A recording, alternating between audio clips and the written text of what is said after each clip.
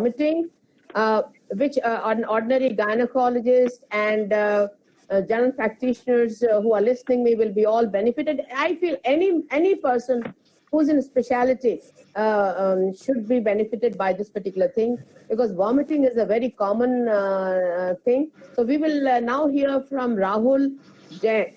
Rahul, over to you.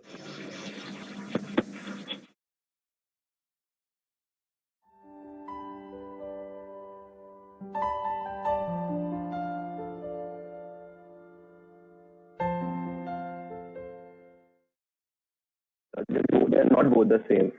Then, yes, causes. So there are multiple causes.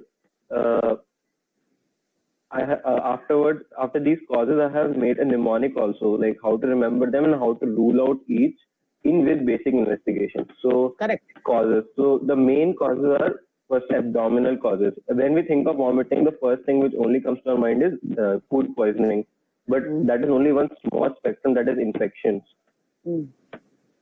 So if a patient is coming only with vomiting, it should we need to rule out so many things. So first of all, it's abdominal. So even any intestinal obstruction, any sepsis, any post-surgery also, patient with vomiting, intestinal obstruction, GERD, paralytic ileus. It's very common after if there was small intestine handling in the surgery. Post-surgery, patient can present with paralytic ileus and can even have vomiting. And gastric outlet obstruction. So there the history, there the patient profile will matter. If a neonate is presenting with vomiting, repeated vomiting, then either there can be pyloric stenosis in that neonate. Then GERD, common in elderly. Then gastroparesis, we had also discussed in diabetes. So diabetic patients coming with gastroparesis can present with vomiting. What is GOO? The GO is gastric outlet obstruction. Okay. And GERD, gastroesophageal reflux disease. So gastric outlet obstruction is can occur in stomach carcinoma or maybe pyloric stenosis or maybe duodenal ulcer causing stenosis. So then drugs, chemotherapy, cancer-related chemotherapy, even all are presently available drugs can cause nausea, except antiemetic, obviously. Then toxins. So the first majorly the sign of any toxins, toxicology toxins or any poisoning is vomiting. And it is the body's compensatory mechanism to get rid of the toxin. So by inducing vomiting, body itself is trying to rid of those toxins. So yes, it should give us a hint that person's body is only indicating us that there is some poisoning. So we should never rule out poisoning if a patient is coming with only vomiting.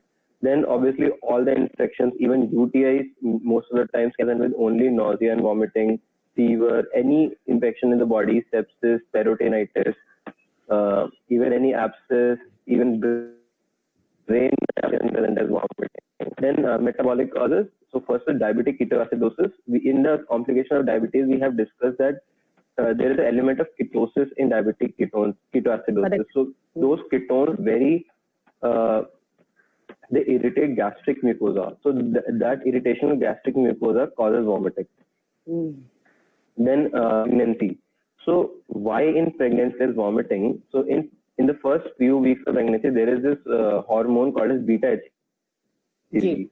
So the most pathogenic hormone of pregnancy is beta-HCG. That beta-HCG will cause vomiting, while progesterone will decrease the smooth cell resistance. So the esophageal sphincter will have low resistance. So along with emetogenesis, there is decreased resistance of lower gastroesophageal sphincter and esophageal sphincter that will cause repeat regurgitation. So if a young girl, a married girl, and maybe even unmarried girl is coming with only vomiting, we should rule out pregnancy first. Then PTH disorder, parathyroid disorders and thyroid disorders, endocrinological causes commonly can cause vomiting, and then some rare causes are CNS causes, tumors, infections, migraines can be associated with vomiting. So, and labyrinthine disorders, labyrinthitis, Meniere's disease, viral infections, vestibulitis, and yes, very common is alcohol abuse, yes, one point I want to highlight is myocardial infarction can only present with vomiting. So a person with all the risk factors, so suppose someone had hypertension, is also diabetic, and has come with gives some brief history of some chest pain even for 1 minute or something, and now has just vomited 2 times and has come to casualty. You do one ECG always. Okay, all right. So to just do, yes. So you want to say these are anybody the who's main causes. anybody who's diabetic has a chest pain even for a 1 minute and now presents only with vomiting, always do ECG. Yes, we in diabetics it is very risky because they most of the times they suffer silent MIs, so they won't even feel chest pain many times because of the associated neuropathy. Rahul, here I But want to tell you that 90% of the heart attacks which come earlier than 50 years are in people who are incompletely treated diabetes or untreated diabetes. yes, yes. Then I have just added this mnemonic.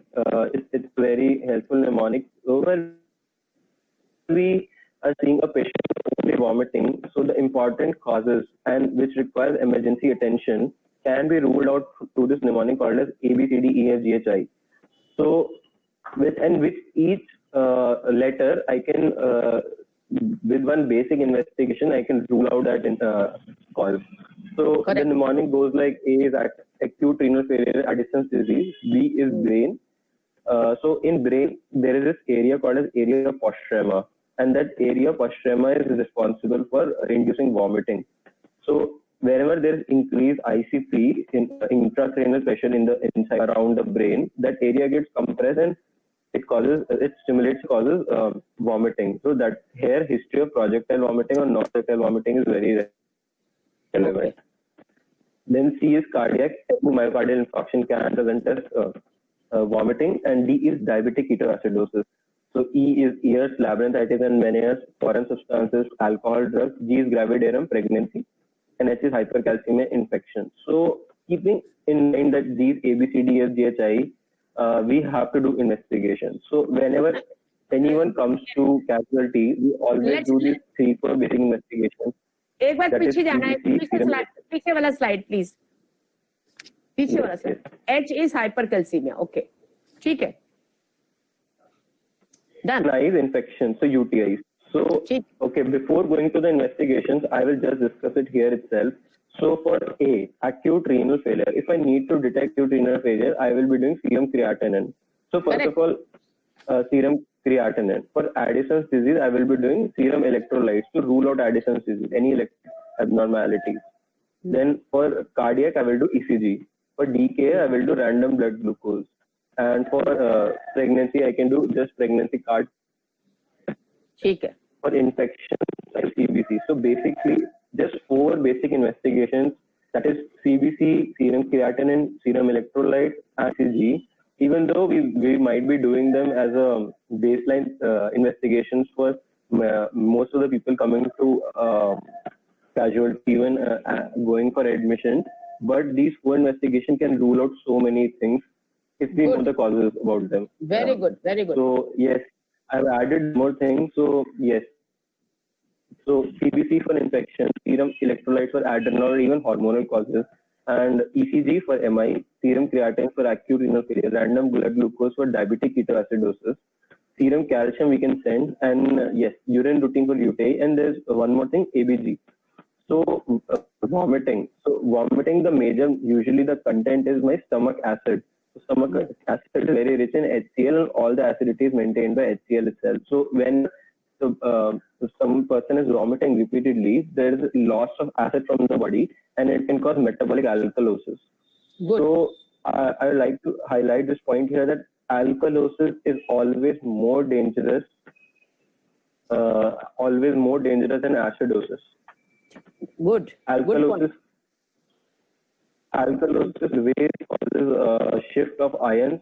It causes hypokalemia. It causes hypocalcemia, and hypokalemia and hypocalcemia can cause sudden cardiac arrest. So yes, so whatever investigations I do but if I don't do ABG, it becomes very relevant doing ABG at this point, because we need to make sure that the person is not in any alcohols or even any hyperkalemia or hypokalemia. Electrolytes are very important at any point. Correct. So yes, so I hope the causes and investigations are very clear, and why are we doing this investigation becomes more important. Yes, and also now if we nowadays if we admit any patient, first question and patient attenders or relatives and patient, they will ask that why are we doing investigation. So our basis should be very clear that we are doing this investigation to rule out this. Perfect. Even to counsel the patient. So I'm coming to treatment. So the only treatment is treat the cause. So yes, if the patient has anxiety, we need to treat the anxiety. If the patient has myocardial infarction, we need to treat the myocardial infarction. But for the time being, we can start some antiemetic to give symptomatic relief. So commonly, we need to remember here is first is metoclopramide 10 mg is used. So, but metoclopramide is a dopamine antagonist. So it can cause what I will say drug-induced Parkinsonism. So yes. So what is more important is if anyone has already, if it's some elderly or some neurological disease, metoclopramide does not become a preferable drug, because a dopamine antagonist can cause extrapyramidal side effects, even kids, small kids. So if any patient comes with some neurological problem, immediately 3 to 4 hours after the metoclopramide ingestion or IV infusion, then we need to suspect that it was metoclopramide induced. This history becomes relevant here. Then second is ondansetron, very commonly used even post-surgically. So what is important is in today's practice is the IV MSAT should be given slowly over the span of 1 minute. Slowly. Even though the vial is hardly 1 ml, the vial should be given slowly. The reason is ondansetron, there's one side effect called QT interval prolongation. So if a person has already some predisposing factor, or maybe he was on some drugs causing QT interval prolongation, then his heart can go into we call this entity called as torsa de pointe. So torsa de pointe, and that torsa de pointe can cause again sudden cardiac. So we need all these things. And the treatment for torsa de pointe is immediate magnesium infusions, and the regimens are used similar to our eclampsia regimen, that is Prichard and Suspensivir. Okay. Then aripitant is neurokinin 1 receptor antagonist. It is a new drug, but not commonly used. Then yes, yesterday also I have discussed that gastroparesis we use erythromycin, because erythromycin is a motilin receptor agonist. Now this point is we are giving someone erythromycin, he might suffer diarrhea, and now we have exploited that side effect as a use. So we are using erythromycin as even in gastroparesis and even vomiting, because it is kind of a prokinetic. It stimulates motilin receptors. Dexamethasone is a very important nowadays. Erythromycin की dose क्या देंगे? Erythromycin की dose? I think, ma'am, it is 400 mg, but yes, I have not seen. I have to check it. Okay. Then dexamethasone is there.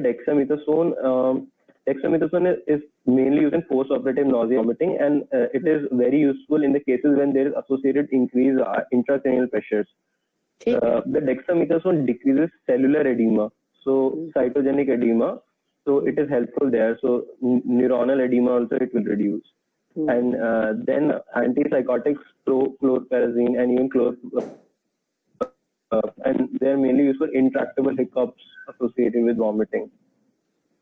ठीक है. So yes, then